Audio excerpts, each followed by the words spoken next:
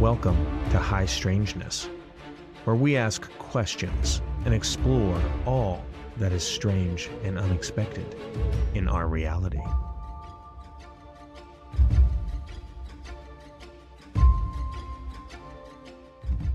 Welcome back, High Strangeness listeners. This is part 3 of our Lone Believers Alien Abduction episode with experiencer and author James Kelly. And this is a High Strangeness episode. We will pick up from where we left off on episode 62. Okay, High Strangeness folks out there, we are kicking into another session of this amazing and interesting quest, story, and experience of James. And we are going to hop right into it this way. We're going to first find out how James decided to, how this came to him so many years later. Like what happened here. We'll start there and circle back around. It was kind of a long experience, but having all of this inside of me for all of this time was taking a toll on me, where I actually almost committed suicide one night. I just couldn't deal with this anymore because I was married to the best woman in the world, who I kept throwing hints out there. And she didn't recognize they were hints until later when we talk about all this. But it got to the point I just couldn't handle it anymore. And I had nobody to talk to. So I'm like, there's no point in living. You know, if I killed myself, then the grays would stop bothering me. And so one day I was sitting in my bedroom with a rocking chair with my gun in my mouth. And I was just ready to pull the trigger. And I just had a feeling in my mind, you need to stop this. And I'm like, what? You need to stop this. And that's when I sat back and put the gun down on the floor. I don't know who it was. I just heard it in my mind. And I did. I reacted to it. And having this in my mind, it's very traumatizing to be able to do until I wanted to love my wife. I really did want to love my wife. But it was very hard for me to talk to her. One day we were sitting at dinner and I was like, what about these UFOs and abductions? She said, that's all silly, And I just shut up. And I just completely shut up. And then, later on, sometime later, years later, I'd say something else. And she wouldn't get the clue. And I finally decided that I need to talk to somebody. And so finally, I went downstairs and I said, Holly, can you help me fill out this MUFON? And she goes, MUFON? What the heck is MUFON? And I said, well, these are the UFO people. She goes, you want to do this. You want to tell people about. I'm like, yeah, okay. So we filled it out and she was typing as I was saying. And I was doing that. My whole body was shaking. I was just completely shaking. And now we filled out the form and we hit send and I just started crying. I'm like, I was so nervous because now my secret's out. There's no putting it back in. The secret's out. And it was there. And yeah. And Holly's like, it's good. This is going to help you. You'll share with other people. You'll be able to do this and you'll get better. And I said, okay, do you want to see what they look like? Yeah. She goes, yeah. And I said, I have a picture. So I got up and I clicked on the picture and I brought it up. And as soon as I brought up that picture, I started having a panic attack and started shaking. Because that was the furnace people. And she goes, that's what they look like. And I'm like, yes. And she's like, okay. And then that started down the road to healing, where I started with Fred. And that was kind of a nerve-wracking thing. I didn't know Fred from Adam. I didn't know who he was. All I knew is he was a MUFON person. And I didn't know if he was going to think I'm crazy, because I know they go down and do psychological checklists to see if you're a nutcase and things like that. But Fred, he called, well, I think, yes. Can I ask a question? Sorry. You know, before this happens, your wife is now helping you complete something for MUFON. You've talked about sharing things with her, Yeah. but she's not really, she didn't get it or pick up on Yes. it, or she didn't really understand it. When did she, so you had shared some of this with her before submitting the information to MUFON. And was she kind of warming up to it, or was she... She wasn't buying it at all. In fact, she thought I was having delusional episodes, which is a little hurtful coming from your wife. But if just to backtrack just a little bit, and this will make everything more clear for the viewers as well. When we were young married, we were expecting our first child, and couldn't afford a lot of things as young marrieds going to school. My mom allowed us to stay rent-free in the house I grew up in. And when we were moving in, we were moving all the boxes in and everything, and we had to take boxes downstairs. I wouldn't take them downstairs unless Holly was with me. And finally, I convinced her to help me take the boxes downstairs, and we would stack the boxes and everything downstairs. And while I was down there, she noticed that as a 30-year-old man, Marine, tough guy, I was shaking and I was nervous. And she noticed that there was something terribly wrong with me. But at that time, I didn't say anything. And later on now that I've dropped hints, I've talked to her more, she's starting to connect the dots. And now she is like, oh, now I understand the furnace people. Now I understand why you were scared. And now she's going along, and she's in the room right now looking at me. And so, yeah. And so that kind of brings into perspective of where she is today, and just sharing things.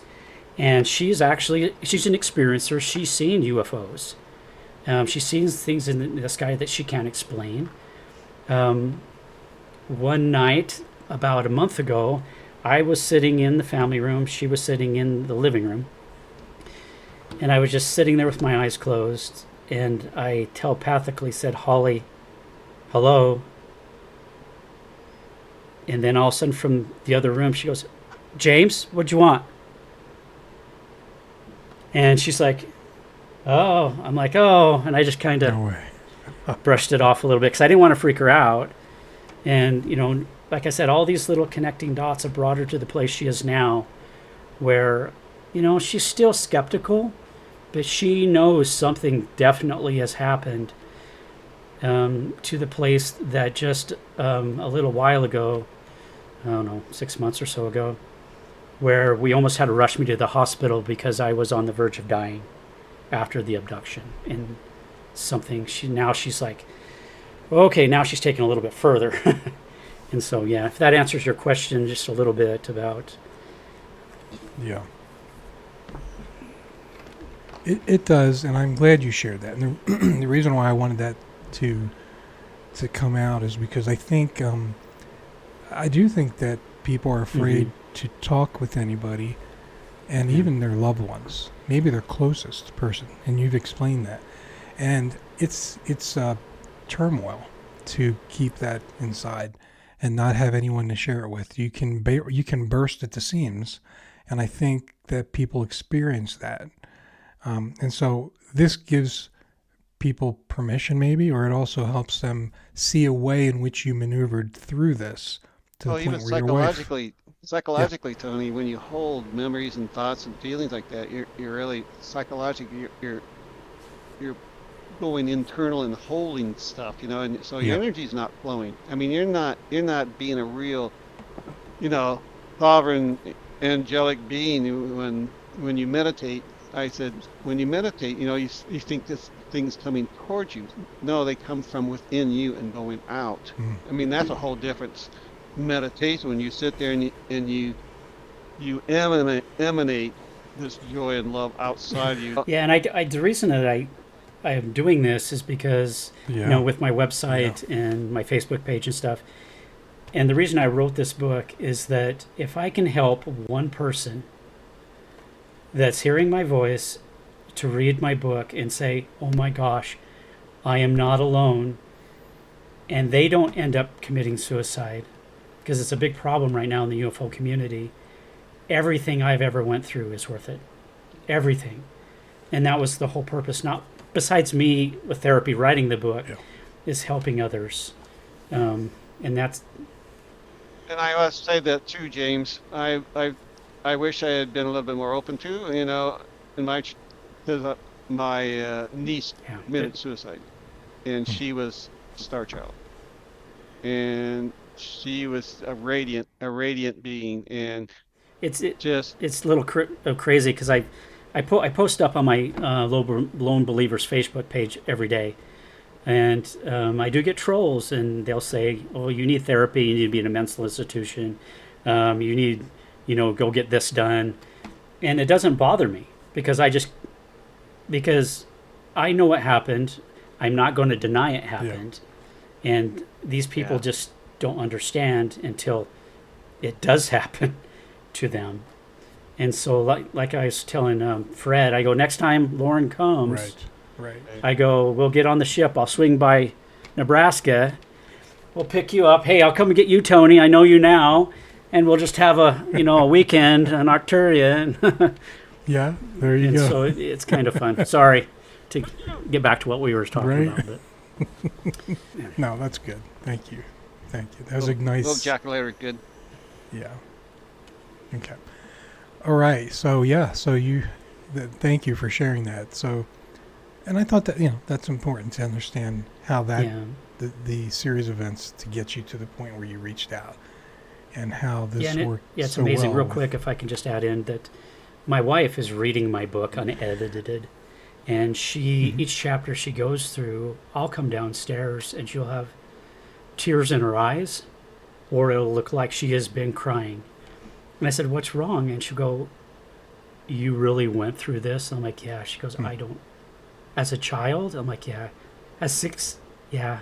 How did you do this? And I'm like, "Well, I had nobody. I had Hulk. He helped me out."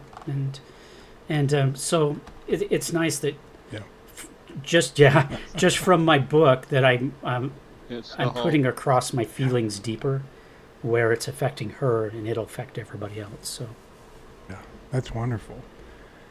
And it is cool that she gets to just pull away and read that, and kind of get inside your head a little bit. Been pounding me for 8 months now.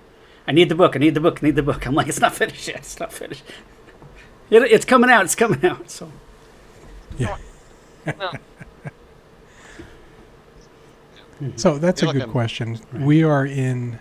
We're taping at the very end of November. The book was scheduled to be released at the end of November.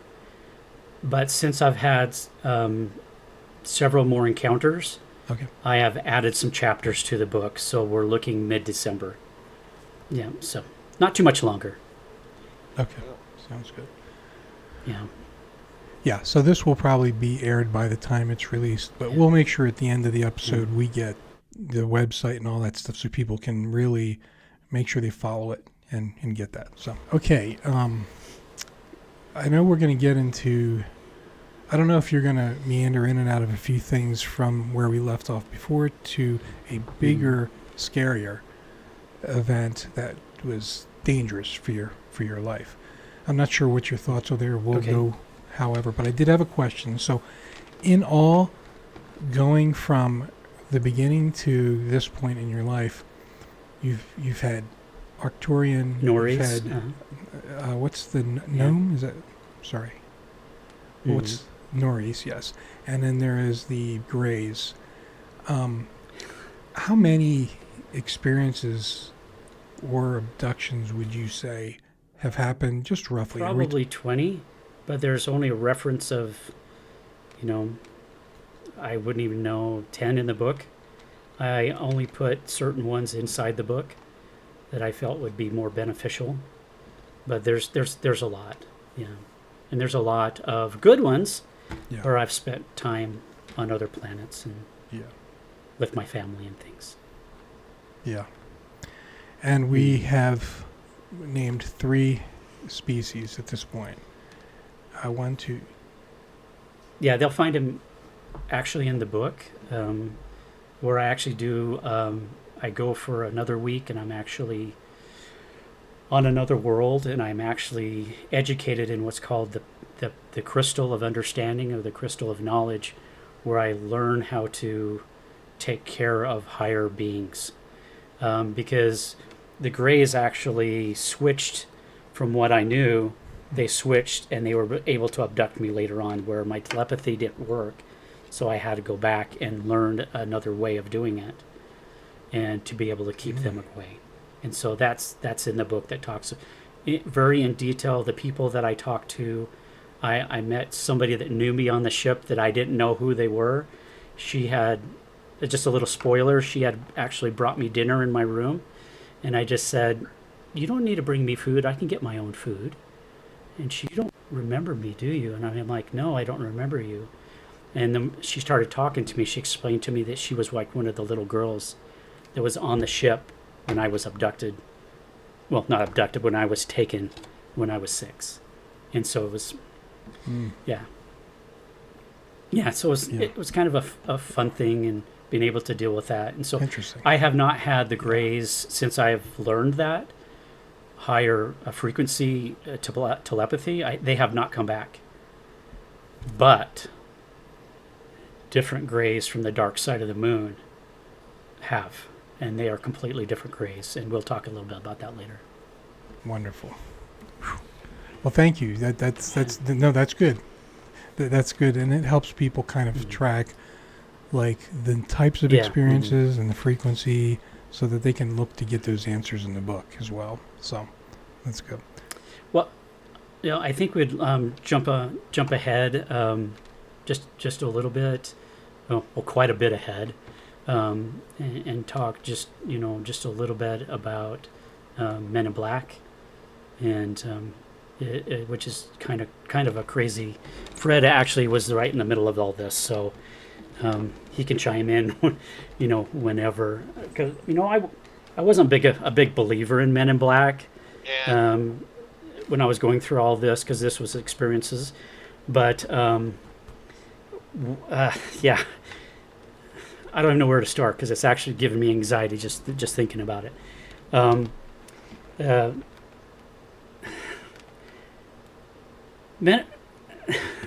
the thing is, I mean, I sent him this tape on this 20 and back, of the secret tape program, and James writes him back and goes, this was like a couple days after we talked about this video, and then James goes, Fred, I need to talk with you. I go, what do you need? He said, well, these two guys knocked on my door today. Oh, well, just kind of backtrack a little bit.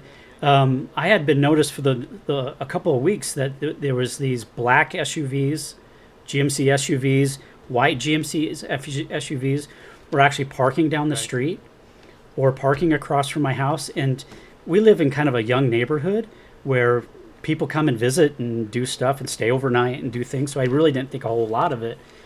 But then I started noticing because I'd go out and sit on the porch and relax.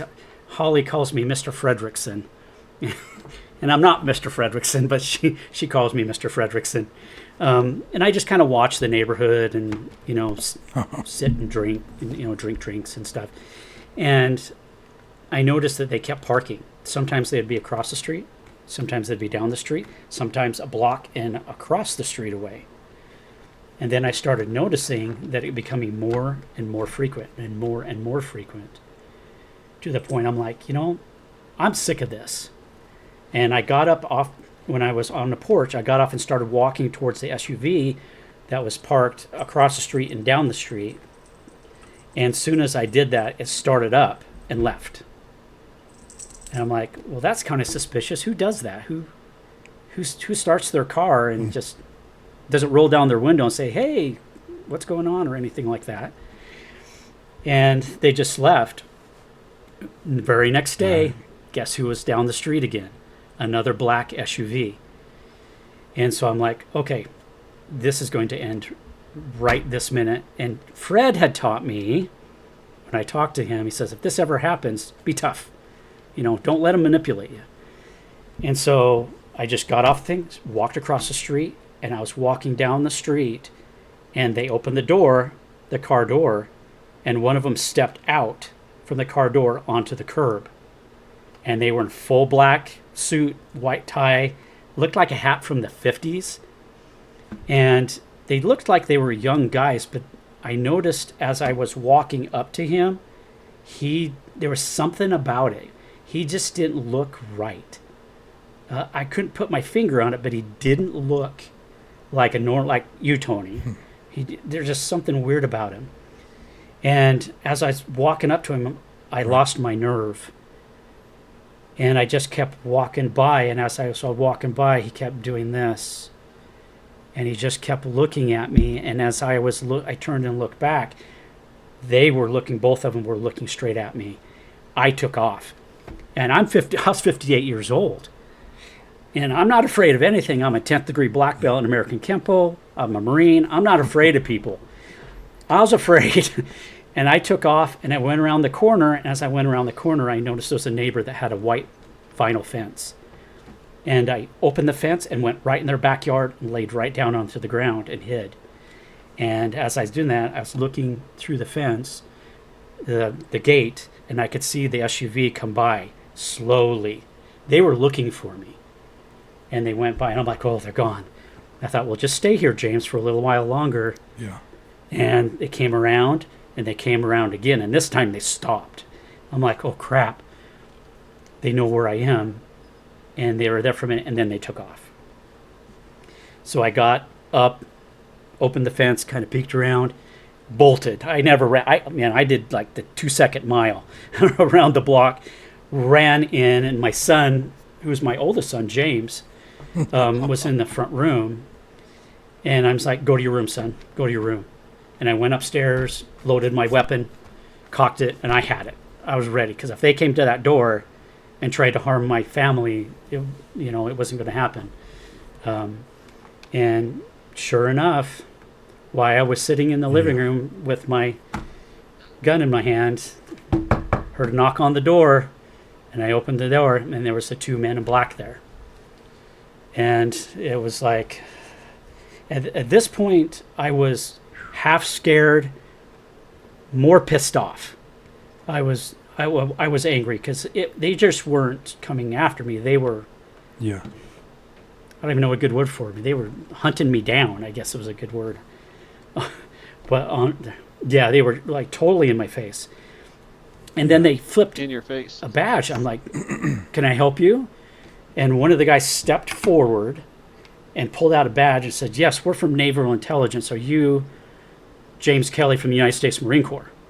I'm like, yes, I am. And it was kind of quiet for a minute. I said, can I help you? Yes, we're Naval Intelligence from the United States Marine Corps. Are you from James Kelly from the United States Marine Corps? Yes. And then I noticed in my mind, something just wasn't right, because Naval Intelligence never comes to your door in black suits and harasses you. Ever. I've met them. They just don't do that. Yeah. And while they were there, they were just harassing me, and they were saying a lot of things to me. They knew everything there is to know about my family. They knew about Holly. They knew about my kids. They knew about my whole military career. And they were just kind of really pointing, like trying to make me crack, I guess is a good word of doing it. Trying to make me spill something. Well, I've been in the Marines. They're not going to get me to crack with anything. Yeah. And they said, I need to know what you know about the dark side of the moon. I'm like, you're crazy. I don't know anything about the dark side of the moon. Yes, we need to know everything you know about the dark side of the moon, because we know that you've been talking about the dark side of the moon. Do I know about the dark side of the moon? Yes. Do I know what's going on there? Yes. I hope by not being on this podcast, I don't get visitors again. Yeah. And they were very belligerent. Me too. And going on, and Fred can tell you a little bit more, but they were actually starting to threaten me and my family now. And this guy, I could see his fist getting clenched tight. You know how people get mad and they clench their fist by their side, because I wasn't telling them anything, and he finally got up in my face and he was saying, "You will talk to us about what's going on." And I'm like, "I'm not telling you anything. I don't know about any green men. I don't believe in green men from Mars." And I was trying to, and they were just, pushing it. And finally they left. Yeah. And I just shut the door, and my son James was witness to all of this. And so, but my oldest son James is autistic, so his mental was like a 10-year-old. And he says, "Who are those people that were at the door, Dad?" And I started talking to him about it. He goes, "Oh, they seemed like they were mean." I'm like, "Yeah, they're mean people, honey. Don't worry about it." And so, but yeah. And so I started texting Fred about it, and Fred's freaking out about it. And yeah. Yeah, James comes to me and says, "Yeah, these guys came to the door, knocked on the door, interrogated them, asked them, addressed me by my military name, Sergeant, James Kelly, and da-da-da-da." Then he said they asked me 3 questions. The 3 questions were, "What do you know about the craft that you were on?" I'm like, "Okay, craft." That question, "What do you know about portals?" Portals. And then the 3rd question was, "What do you know about the activities on the backside of the moon?" So I'm going, backside of the moon, portals, and craft. Does that sound like Secret Space program to you? I'll go, "Yeah." And how they were, yeah. And how they were going about it is they weren't just curious about it; they were demanding answers. And to a normal person, they could have been scary about what's going on. Could I just said, "Oh yeah, well, come on and sit down. Let me tell you all about the craft and stuff." Yeah. No, I wasn't about to do that, and I wasn't going to tell them anything, because then I have a possibility of disappearing, because I really know too much. And so, being in the military, you say nothing and you deny everything, and so you just. Well, this one just Secret Space program does. I mean, that's why men elect them, and they just want to say, "Shut your mouth. Don't say anything. We don't want you talking about stuff." Again, this is where James is, he's getting, he's starting to vibrate, and shake and have the headaches. Again, that's part of the programming. That's part of the. It's like, you're not supposed to talk about. Yeah, and and when you start talking about the dark side of the moon, and I have a lot of information about the dark side of the moon that I've learned from the Arcturians. And I know a lot that's going on there. I know a lot that went on in 1972, why we were there. It was great that we were... Can you share? No, I didn't talk about this in the book at all, but I can share it with you. I mean, it was great that Kennedy did the space program, but we were not actually there to go to the moon. We didn't have the technology, for one, and we didn't have the money to be able to do this in the 70s. Like the capsule was run off a what is it? What do you call those little calculators? Little tiny calculators you buy at the dollar store. That's how much memory the capsule had. And so, anyway, what was your question? Yeah. Little Casio or something. Before we move on to that, I just want to spend a minute on the Men in Black here. You felt fear. You said you're not afraid of normal things like men and other stuff because of your training and your past. Do you feel like the fear that came over you was something they unnaturally put onto you, or do you think? I think it was both. I think that I was already scared from being chased, and then also I felt like they were putting a cross of intimidation to make me talk. Yeah. And I've talked to several other people now about it, and Okay, I see. And so when they were at your doorstep, they started off by trying to impress upon you, we know everything about you. To make you, to rattle you maybe. And then, like Fred was saying, there were 3 questions that they kept hovering around. They kept hovering around, especially, we know that you were on a craft. Well, Tony, how the heck did they know that? Really?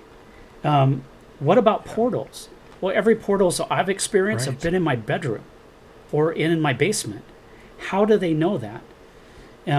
Are they watching me? Right. You know, are they have cameras in my house? You know, whatever. And then they started talking about, Yeah. the dark side of the moon and things like that. And when they got to that, I'm just like, because they have the ability, they have to have the ability to spy on you Right. and, know things. Do you think this is government, or do you think this is something else? I think the men in black are not human. I think they're extraterrestrials that are coming across. Okay. I don't know what Fred thinks about it, but I don't think they're human, just by the way they look, because they look Okay. off just a little bit, enough to, like, if somebody has chemo and they lose their eyebrows, something's not right, but Yeah. you can't put your finger on it, type of a thing. Yeah, they don't move like normal people, and they got very agitated and irritated very easily because I wouldn't cooperate with them. And so it's and to tie in with that, Yeah. I think it was 3 weeks ago, I went and picked up my son for school, who is now 16, so he goes to high school. And I came home and I sat at my desk because I had to get some stuff done for another podcast, and I get this phone call. And I'm like, oh, not another freaking scam. I like to play with scammers sometimes, but I just didn't have the patience today to play with them. And I picked up the phone, I said hello, and it was quiet. And I heard James Kelly. Yes. Called me by my military. Yes. You need to be quiet. I'm like, what are you talking about? You're a young guy. You're only 58 years old. It would be a shame if something happened to you, James. And I'm like, what? And then I'm getting pissed. And I'm like, who are you? And they're like, right now, I know what time your son gets out of school. I know what time your wife goes to work and when she comes home. I know when you pick him up. I know where your daughter lives. They knew everything there was to know about my family. And then he said, it's going to be a shame. You're an awful young guy. You're only 58. And I took it. I'm like, okay, this conversation's ended. And I hung up the phone. And I got off the phone and I was raging. And of course, when I rage, I text Fred. He's my soundboard. Because I keep him in, because he's MUFON. I want to keep this thing going. Not even an hour later, I get another phone call. Different guy saying, James Kelly? Yes. And there was quiet. All I heard was a and there was silence. And it could have been 20 seconds. I'm like, who is this? It'd be a shame if something happened to you. You're awfully young. You got a nice family. And I'm like, who is this? Click. Oh my. And right after that, I recorded a video because I did a Bob Lazar thing where I hurried up and did a video and I posted it on my Facebook page. And so the world can see it. And I really do think that since I was talking to Fred, I'm doing podcasts and stuff, I think they're wanting me to be quiet because they do not want the American people to know about this.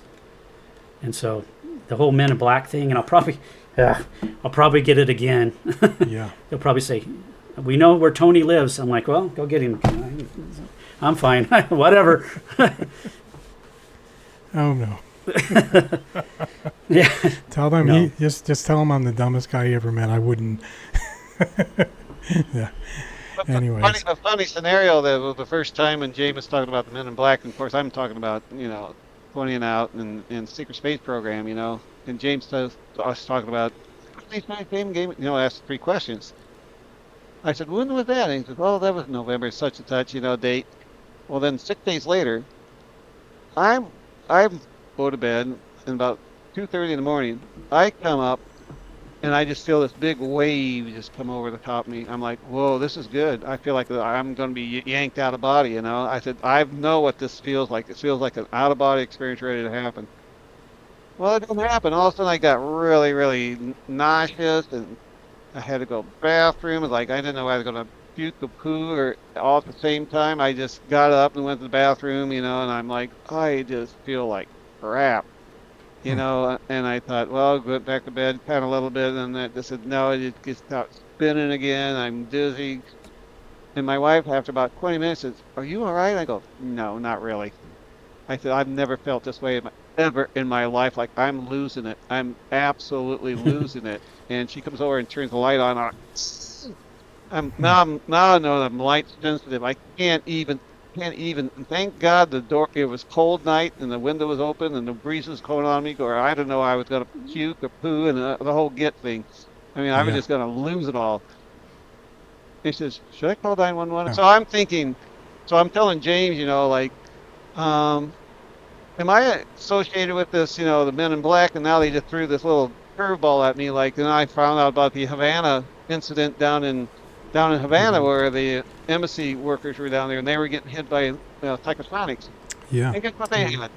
Vertigo, just like what I had. They had vertigo as symptoms, dizziness, nauseous, and they were just feeling like crap. Sorry, And so dude. they couldn't Sorry. kill me. Just sharing. I'm like, hey, Yeah, what do we but do, man? yeah, Back to that me that now. Yeah. That's all right. very slippery slope to be onto. Yeah. And it's funny. Just Yeah. like a day later, after I had the Men in Black show up at my door, um, people were calling me and say, "James, I email you. Why aren't you answering my emails?" I'm like, "Well, I don't know. I never got your email." And I got up on my computer, and my emails, I was watching them, and it was going from one email to deleting them out, and I was like, "What the heck?" And then it was going in and deleting out all of my In emails. the world. Like I have 4 or 5 different email accounts, like Alone Believers and my Myosite research and different sort of things. And I'm like, oh my gosh! And I just shut off my computer and unplugged it because I knew what was going on. They were in my computer digging to try to find things, and I waited a half a day and I turned it back on. All my emails were gone. It was like I never signed up for an email. All my Gmails were gone, and this lasted for like about a week and a half, 2 weeks, until finally I got my emails back. And we jumped forward to the phone call. Wow. Right after I got off the phone with the second phone call, I set my phone down and my phone was vibrating. I picked up my phone and it was going in and out of apps, calling people that were on my thing, and it was going crazy. It was like it was possessed. And then the whole screen went black and I couldn't turn it back on. And I'm like, Holly. Yeah. And I was telling her about it, and there was no battery. I had to charge it again. It wouldn't turn back on, and I had to work at it to get it to finally turned back on, and it was back to factory setting, where I had nobody. I had to enter Fred's name. I had to enter all my contacts again. It was just like it was wiped out. And so I know that they were trying to mess around, trying to dig and find things. And I guess this is fairly common. I just found out with people at Skinwalker Ranch, their phones will go crazy into that. So I'm like, oh, good, I'm not alone. It's happening to other people Yes, as well. that's true. Okay. Lots of craziness here. Were you going to talk about that's Uh, right. Were you talking about the backside of the moon anymore? Um, or the, Yeah, I about think the if you alien if stuff? you can, I mean, we or can if you want to, with or with the whole I know- space program. You can learn this on tons of websites. They're talking about it too. Is that we didn't have the capability. Neither did the Russians. That's why the Russians gave up on it, and just started to do other things. We really didn't have the capability to go there at that time, but we went, and it's fascinating. And NASA will deny this, but there is evidence out there that when they landed on the moon, there's a 20-minute span between, their speech of landing on the moon. After that, when he came back on, there's 20 minutes that's unaccounted for. And later, on his deathbed, Neil Armstrong was talking about that they actually got I don't know what you call the car, the rover thingy, and actually went over to a section because there was a base there, a base that had been abandoned, and they collected alien bodies, and they were doing all these things for the next mission to actually come and take more back to Earth. And so I really don't like to get into it because I don't want any more phone calls, but if you really want to dig into it, there's books out there by the astronauts that talk about it. And, I think it's funny that we've never been back. Yeah. You know, all of a sudden they're creating a new capsule. Yeah, I was thinking the same thing. If that capsule was fine, why didn't you just update it a little bit and go back to the moon? The shuttle never went back. You know, we never did any of those things. So, I mean, you can chalk it up to conspiracy theory, but I know a lot through my experiences with my star family that there's more going on there. I really don't want to talk about it, but there's more going on back there. And I think in the next 2 years that we're going to have a release. What about the Chinese? The Chinese have got their, missile up there or launched their craft up there, and they're going to take all kinds of pictures on the backside. So that's supposed to be coming out here very. They're supposed to, but they're having all kinds of so-called technical troubles, which I think it's our government saying, you're not doing it. Just stay away from it. So anyway, if we could, that's kind of as much as I want to kind of talk about. But okay, you had an event that was I almost died, and I had learned a lot from my being taught how to push grays away, and they couldn't abduct me because they couldn't do their mind paralyzation telepathy, and so I never saw the grays again. I'm like, yahoo, my life is getting back to normal. Everything's good. I'm talking to Fred. Everything's great. And my life is turning. I'm writing my book. I'm healing. No. I went to bed one night after working really hard, and I was just exhausted. And I got in bed, and I just felt somebody in the room. And I go, I know that feeling. And it's hard because I sleep with a little table by my bed with my laptop, and I watch movies because sometimes I have problems going to bed.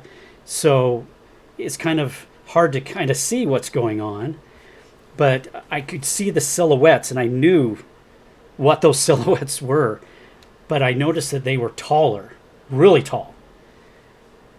And all of a sudden I felt one of them grab my ankle, and I'm like, okay, I know how to handle this.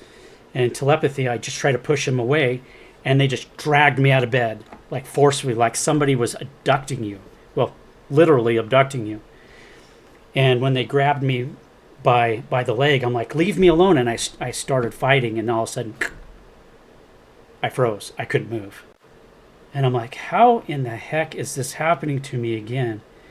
And I watched my body float out of my second story window, through the bay window, right through the craft. Like the craft had no material value to it. It was like transparent. And I went right into the craft, and when I was on the craft, they just picked me up, put me on the bed or the table, which was still, and they started to strap me down. And I was fighting. I wanted nothing to do with this. And they were, tugging on me and strapping me down, strapping my head down. And then one of the beings, because I could see him fairly clearly, walked over to me, and they made clicking sounds. They weren't like telepathy. They did telepathy, but I could hear just clicking sounds. And I was fighting, and he came over and grabbed my head and just slammed it down on the table. And he had his hand over my face, and I could just see him leaning down into me. And I could see in my mind, if I moved again, he was going to kill me. I mean, these guys meant business. And I was lying there, and I just kept doing it. And then all of a sudden, I couldn't move anymore. And I'm like, okay, here we go. Crap. And these grays, just to describe them for your viewers, were like 7 feet and were very muscular. Not like Arnold Schwarzenegger, but they were very fit, like military fit. And they weren't gray. They were black, like charcoal gray. And they had different eyes. They weren't almond eyes that wrapped around. They were just bigger eyes. And their nose weren't slits. They were like your nose was smashed flat. And they had a mouth, but very little lips. Very large head. It wasn't almond shaped, but it was a very large head. And so it was very, very different. And while I was lying there, I just like telepathically asked him, why are you doing this to me, and who are you? And he didn't answer me at first, and I asked him again, and he told me that they were Sakar Greys. You ready for this? From the dark side of the moon. And they knew exactly who I was. And it really terrified me because these guys meant business. And as I was looking around the room, I noticed all these little drones were walking around, and they seemed like they were in a hurry to get, stuff done, in a big hurry. And they were coming over, and they were, just ripping my clothes off. I don't know why they didn't take them off before they strapped me down, but they were, they'd cut and just tear my clothes off, so I was laying on the bed naked. And the next thing I knew, one of the taller Greys came over and put, it was like a body, a clear acrylic form body suit on me that went like halfway down my thighs, and it covered my torso and my arms. And as he was doing that, I just felt this energy, almost like I was being shocked. And I looked over, and I could see over here on the monitor my DNA. And I could see again my DNA, and I could see all of those yellow spots that was happening to them. And they were going to start performing experiments to me, but they put a belt that was probably, I don't know, it was wide, and it was full of needles. And as they put it onto me, the clear plastic or acrylic thing and the belt shoved all these needles into me, and I was just screaming in pain because I was like, and they weren't like shot needles, they were like fairly good sized needles. And I'm like, and then all of a sudden I felt this fluid flowing into me, and I looked, and I saw all the tubes, and there was an orangish, yellowish liquid that was going down inside my body, and I honestly felt like I was going to die. I don't know if you've ever felt like that, but it was inside of me, and I actually felt like I was going to die. And during all this time, I'm like, no, you're hurting me, stop. And they didn't care. They absolutely didn't care, and they kept performing all kinds of different, almost like autopsy stuff onto me, where they would open me up and look inside of me, and then close me up and go into the different part and open my head up and look inside of my, and all this was happening while this fluid was going onto me. And finally, I was like, I had enough, and I'm like, I can't deal with this anymore. And all of a sudden, the fluid started coming into my body more, and I felt my body start convulsing, like I was having a seizure. And I thought to my mind, okay, I'm dying. This is the end. I'm done. And soon I was about ready. I just like, okay, I was going to take a breath, and I was just going to give up. And soon as I did that, I saw this white light over on my left-hand side, and it got bigger and bigger and bigger, and then it all of a sudden expanded into this white portal. And I saw this woman in a white spacesuit come through the portal and went directly to where I was, and then 4 other men in spacesuits came, grabbed the Greys by the neck, and broke their neck and dropped them. I mean, this was violent. It wasn't like, oh, hello, you're not going to hurt. No, it was like a military excursion where they came in, just grabbed them, and I could still see it in my mind. They just grabbed them, picked them up, and just snapped their neck like they're almost Superman. They were so strong. And then all of the little Greys took off, and the lady bent over me and said, Milo, it's me, it's Orla. You're safe. And I looked up at her, and I just remember crying, and she just undid everything and picked me up and cradled me in her arms, and I could feel her holding me against her. And then they went first, and then we walked through the portal. And as we walked through the portal, we came into this room, and I could tell we weren't on a craft anymore. We were at a location, because the room was almost like a hospital setting. And it was they laid me down in a bed that had sides that were fairly tall, and it had a back on it that kind of covered half of my, kind of like a scoop type of a thing. And she was there, and I remember her holding my hand and keep telling me, it's going to be okay, it's going to be okay. And I was shivering, and she covered me up, and I don't really remember much after that happened until I woke up. And I woke up to somebody stroking my cheek, and it was Lauren. And she was sitting there with Orla and telling me what was going on. And they had the means to kill me. They weren't going to. I wasn't an experiment. They were going to experiment on me till I died. And they put on a white suit, and I guess the white suit had some kind of a biometric thing to it, where I could feel it start.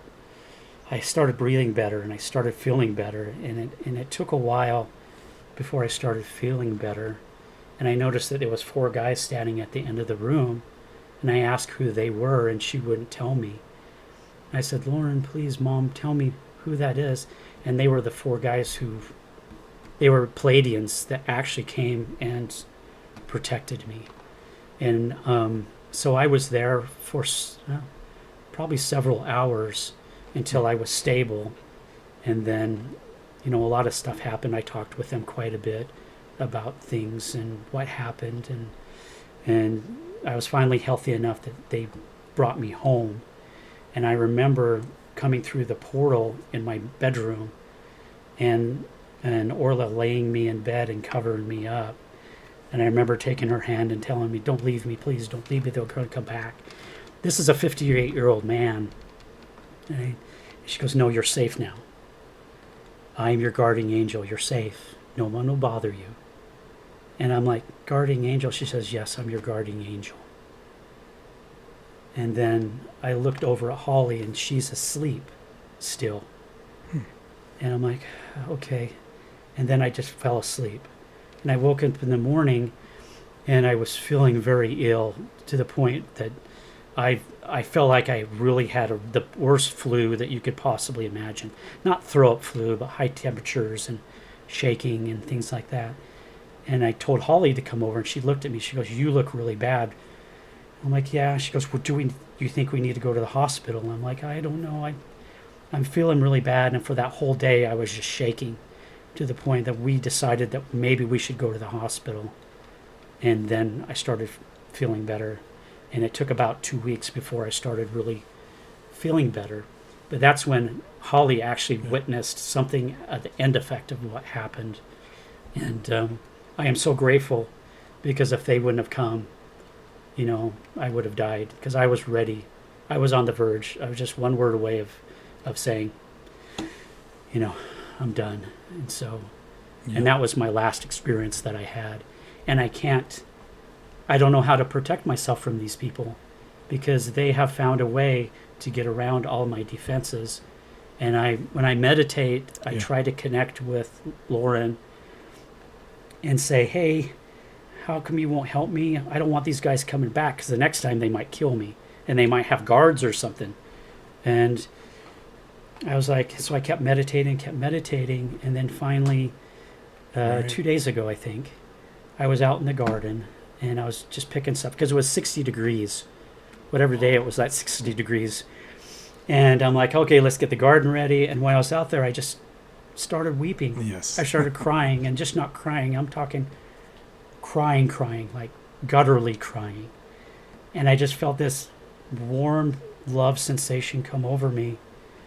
And then immediately I heard Milo, and it was Lauren. And she talked to me and told me how proud she was of me, and how she is going to come and receive me again to teach me higher learning and higher things. And this went on for probably about 4 minutes, and then I was gone. But the feeling kept with me the whole day. And then today, I was sitting at my desk, and I was putting some stuff on Facebook. That same feeling came over me. And I'm like, oh my gosh. And I grabbed a piece of paper, and then started talking to me, and I started writing it down as fast as I could.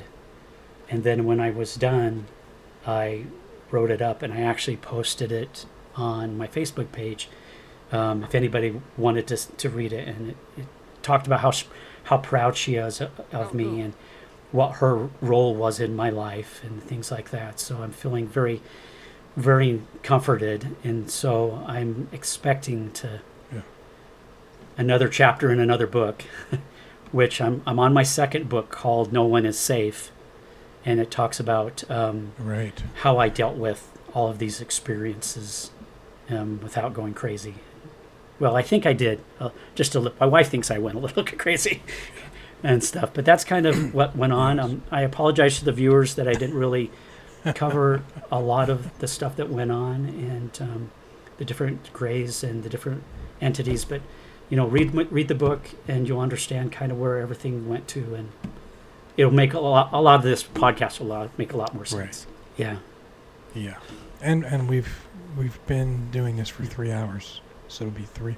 So you have shared a lot of information. Thank you for that. But there's a lot. There's a lot here. So, absolutely. Can I ask a couple quick questions about the final information you provided? So these entities from the dark side of the moon, what the heck? Where'd they come from? They claim this is their Earth. They've been here since the beginning, and their base is thousands and thousands of years old, and that we are trespassers. We don't belong here. And so, which is not entirely true, because the Arcturians, the Palladians, have actually planted star seeds here from the beginnings. So they might have been here, but it's not their planet. They can't take claim to this planet. Yeah, and I think a lot of the abductions that are happening now have intensified, where there's gruesome mutilations with more animals that are just not cut, where the animal is mutilated. And I think this is what's happening with these other grays. So Arcturians and Lauren come and save you, really help you out of this situation that you were in. And what's interesting to me is the group that was with her, they're pretty powerful. Yeah, it's the Palladians, or the Nordics. If you want to, you've probably heard of the Nordics, where they are very powerful beings. They're very large, and that's where you get a lot of the Nordic lore from. Is Thor and these people, because they had no problems.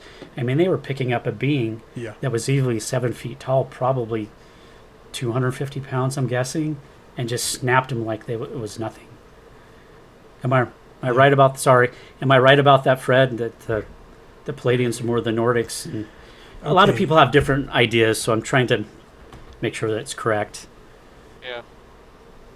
Darn, I felt like I had one more question. There was one other thing, and I can't remember what it is. Darn it! I think it might have been a good question too. I don't know, but this is pretty incredible. I mean, it's definitely, people are going to want to get the full details in your book, because we've covered a lot of stuff. And a lot of it. And I have talked to Fred's MUFON group. I've talked with them and that was a fast skim. But I've done other podcasts and talked to them. But your podcast, I've shared a lot more than I've shared with any other people. So, and then if you want me on back again, we can start going into some other things. So it's good. Yeah, for sure. Before we wrap up for today. The book. Let's talk about that. It's going to be on Amazon. It's going to be available. And then you were talking about your website. I developed a website called Lone Believers, which actually helps people, besides MUFON. It's like MUFON, where people can come to me in total privacy, share their experiences, and we can talk back and forth.